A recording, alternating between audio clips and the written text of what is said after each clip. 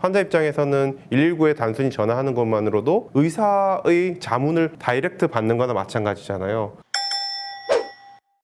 안녕하세요. 저는 경기도 의료원 이천병원에서 근무하고 있는 김백균이라고 합니다. 안녕하십니까. 이천소방서 119 구급대에서 근무하고 있는 소방사 문훈민입니다. 안녕하십니까. 저는 분당서울대병원 공공부문 소속이자 현재 경기도의료원 이천병원 신경과에서 근무하는 강동환입니다. 오늘은 소방 한라인 사업에 대해서 소개드리기 위해 저희가 나왔습니다. 먼저 소방 한라인 사업에 대해서 말씀을 드리려고 하는데요. 소방 한라인 사업은 2012년도에 분당서울대병원이 권역 심뇌혈관 질환 센터가 지정이 되면서부터 시작이 되었고, 2018년도에 분당서울대병원과 이천의료원이 심뇌혈관 센터 업무 협약을 체결하게 됩니다. 그래서 2019년도에 굉장히 많은 일이 있었는데요. 분당에서 이제 심뇌혈관 질환 의사가 파견이 되고 이천병원 순환기내과 재활의학과 진료과가 신설이 됩니다.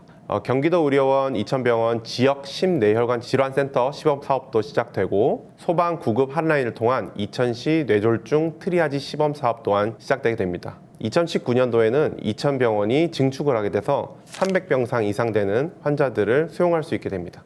2020년에는 이천병원이 코로나 전담병원으로 지정이 되었습니다. 그래서 코로나 전담병원으로서의 역할을 하다가 작년 2022년 5월부터는 병원이 정상화되고 저희가 구축했던 라인 정상화되면서 한라인을 지금 시행하고 있는데요. 이름만 들어서는 굉장히 생소한데요. 한라인 사업. 굉장히 중요한 느낌이 드는데, 소방 한라인 사업이 과연 어떤 사업인지 좀 여쭙고 싶어요. 한라인이라고 하면 말 그대로 직통전화죠. 직통전화. 2019년도에 소방구급 한라인을 통한 이천시 뇌졸중 트리아지 시범 사업을 시작을 했습니다. 그래서 이천시 지역에서 뇌졸중 의심 환자가 발생을 할 경우에 이천 소방구급대에서 구급대원분들이 바로 분당서울대병원 신경과 또는 당직 전문의에게 그 한라인 직통전화를 바로 발신을 하게 됩니다. 구급대원분들과 신경과 전문의끼리 바로 직통전화가 연결이 되는 거고, 소방 구급대원분들이 환자의 상태를 설명을 해주면 신경과 당직 전문의가 의료 컨설팅을 해줍니다.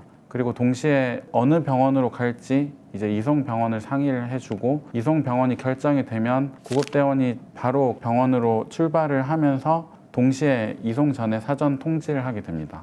기본적으로 뇌졸중은 1분 1초라도 빠르게 처치를 하는 게 중요한 질환이기 때문에 발생 시각이 4.5시간 이내일 경우에는 저희가 정맥내 혈전술이라는 걸 고려를 할 수가 있습니다. 또는 뇌졸중이 의심이 되지만 좀 증상이 애매해서 정확한 진단이 필요할 경우에는 근처에 있는 저희 이천병원으로 바로 이송을 하게 됩니다. 4.5시간이 지났거나 큰 동맥이 폐색되었을 것으로 의심이 되는 경우에는 바로 분당서울대병원으로 이송을 하게 됩니다. 이게 이제 기본적인 한라인 시스템에 대한 설명이고요. 그래서 한라인을 통해서 이송된 환자의 경과는 이천 소방서 구급대 담당자한테 다시 피드백으로 전달이 되고, 대화를 했던 전화 내용이 다 녹음이 됩니다. 녹음이 되기 때문에 그거를 다시 저희가 받아 적고 나서 구급대원분들에게 피드백을 해줄 수가 있게 됩니다. 그래서 신속하고 정확한 환자 이송에 대한 의혹을 고취시키고 동시에 이송 체계의 질 향상을 도모할 수가 있습니다. 지금 현재 저희가 한 달에 약 10건 이상의 한라인 컨설트를 진행을 하고 있고, 분당서울대병원에서는 정기적으로 구급대원 전문성 강화 교육이라든지 필수 중증 의료를 위한 지역사회 네트워크 구축 세미나 등 여러 활동을 하고 있습니다. 강동환 과장님께서 설명을 잘 해주셨는데요. 그림을 보시면 뇌졸중 환자가 한라인으로 전화를 하게 되면 어떠한 일이 벌어지는지 설명이 되어 있는 그림인데요. 전화를 하게 되면 어떤 식으로 일이 진행이 되게 되나요? 보통은 구급대원님이 전화를 받고 그냥 근거리 병원으로 이송을 하시겠죠. 근데 한라인을 이용을 하시게 되면은 구급대원님이 먼저 분당서울대병원에 있는 당직이에게 의료 자문을 구합니다. 그러면 자문을 해주면서 근처에 있는 경기도의료원 이천병원으로 갈지 또는 분당서울대병원으로 바로 갈지를 결정을 해주게 됩니다. 그렇게 되면 이제 구급대원님이 해당 병원으로 바로 출발을 함과 동시에 해당 병원에 사전 연락을 합니다. 그 연락을 받은 병원에서는 대기를 하고 있습니다. 환자를 받을 준비를 하게 되고, 만약에 분당서울대병원으로 바로 가게 되면은 이제 3차 병원이기 때문에 그 병원에서 모든 진료가 다 이루어지게 되고, 이천병원으로 갔을 경우에는 이천병원에서 할 수 있는 치료를 다 하고 바로 입원을 하게 되기도 하고, 또는 다시 한 번 더 분당서울대병원으로 전원을 가야 될 경우에 패스트트랙을 이용해서 분당서울대병원으로 신속하게 전원을 하게 됩니다. 119에 전화를 했는데 대학교 병원 의사 선생님께서 사실 자문을 해주시는 거니까 환자 입장에서는 119에 단순히 전화하는 것만으로도 뇌졸중 증상이 있을 때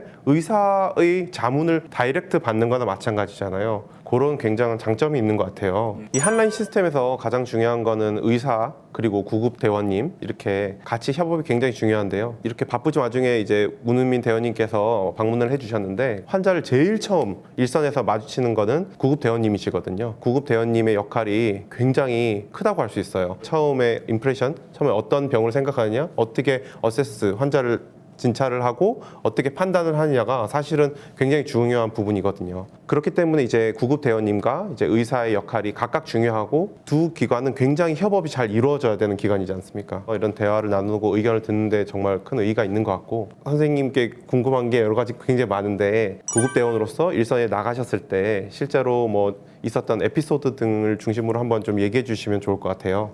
올해 5월 초경에 50대 남성분이 말이 어눌하고 좌측으로 힘이 빠진다라는 내용으로 신고를 하셨고, 전형적인 뇌졸중 증상이라고 생각을 했습니다.